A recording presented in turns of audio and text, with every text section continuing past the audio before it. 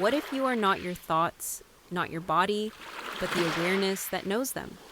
In today's clip, Rupert Spira explores one of the most profound realizations in non-duality, that you are not the ever-changing content of your experience, but that which is aware of it.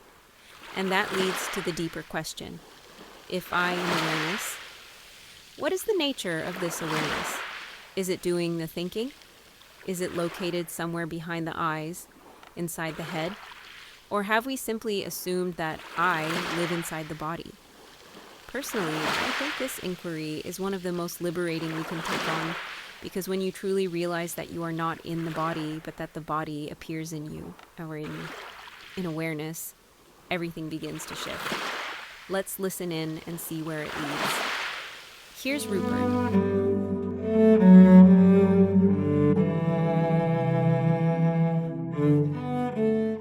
First of all, what am I? I am obviously that which is aware of my experience. I am aware of my thoughts. I am aware of my feelings. I am aware of the sound of the waves and the sight of the sea. I am aware of the taste of tea. I am aware of the sight of this room. I am aware, I am aware, I am aware. It pervades all experience. It's ever present in all experience. Why it took me 20 years to recognize this simple fact, what I essentially am is simply the presence of awareness, I can't tell you. It was just the preparation that I needed. I was busy trying to still my mind, those kind of practices. So at some point, first of all, this recognition presented itself to me very clearly. Simply, I am that which is aware of my experience. That with which all objective experience is known, but which itself cannot be known as an object. And it was so simple, it's so obvious. You don't need 20 years of preparation to understand that. You could say this to anybody on the street, and if they were open and willing to explore their experience, it doesn't need to take long. Then the second question, which was in some ways an inevitable follow-on from this first discovery, is, okay, what I essentially am is awareness, but what is the nature of this awareness? It seems to me to be located in here, doing the thinking, looking out through my eyes, in here doing the feeling. So the second exploration is not as straightforward as the first. The first is relatively simple. Yes, it is obvious that what we call I, what we have been calling I all our life, is that which is aware of all this changing experience. And it seems so obvious to us to begin with that this I, this aware being, this presence of awareness, is located in and shares the limits of the body. For instance, we close our eyes, we can no longer see the world. So we think, oh, in that case, it's obvious that whatever it is that is seeing the world must be located behind my eyes. I close them, I don't see the world anymore. So it seems to be perfectly logical to believe and, more importantly, feel that I lives in here, behind the eyes, behind the ears, in here, feeling. So this investigation into the nature of awareness or consciousness is another stage, or a second stage after the recognition I am awareness. And this took some time. It was over a period of a few years. When I first met my teacher, there was this very intense, I was involved with it, every spare moment I had. The exploration is, what is the nature of the knowing with which I know my experience? There seems to be evidence for it being temporary and finite. In other words, there seems to be evidence that it shares the destiny and the limits of the body. But when I look for that evidence, when I look at the non-objective experience of simply being aware, I don't find any objective qualities there. It's an undoubted experience.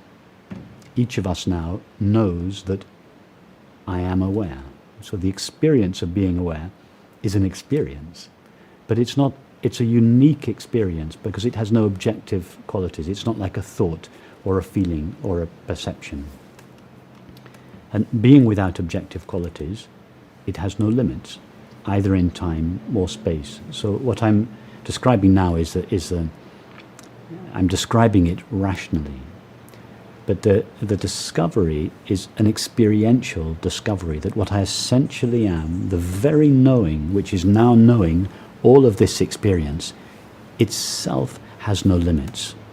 And that is the freedom from the sense of limitation, both in time, that is the freedom from the belief I was born and I will die, and the freedom from the limits in space, that is, I am not finite, I am infinite.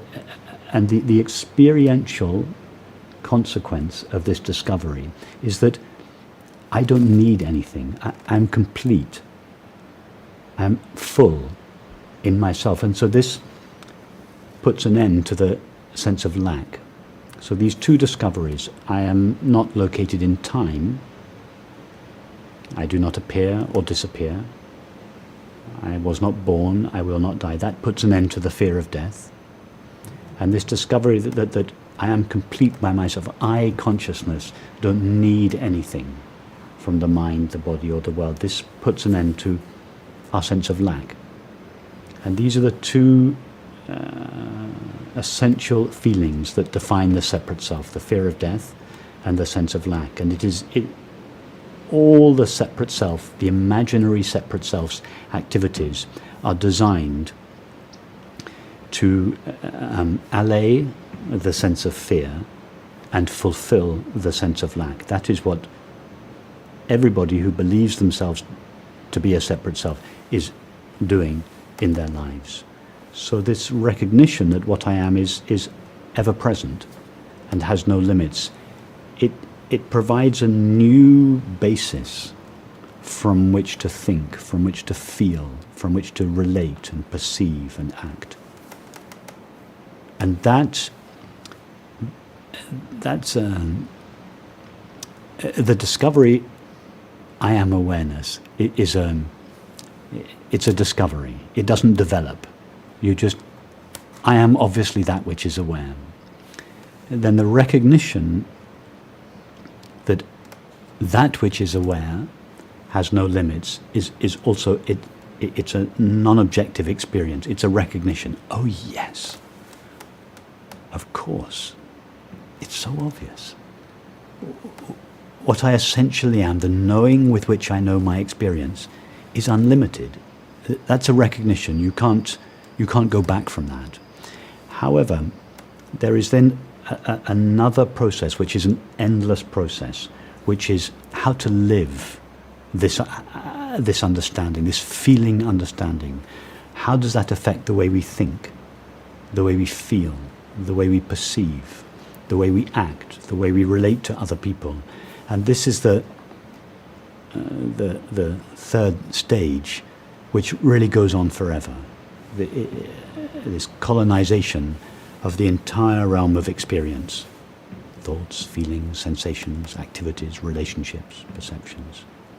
That's an endless process, and it's really the art of life, is to live life, all realms of our life, in a way that is consistent with and an expression of this understanding.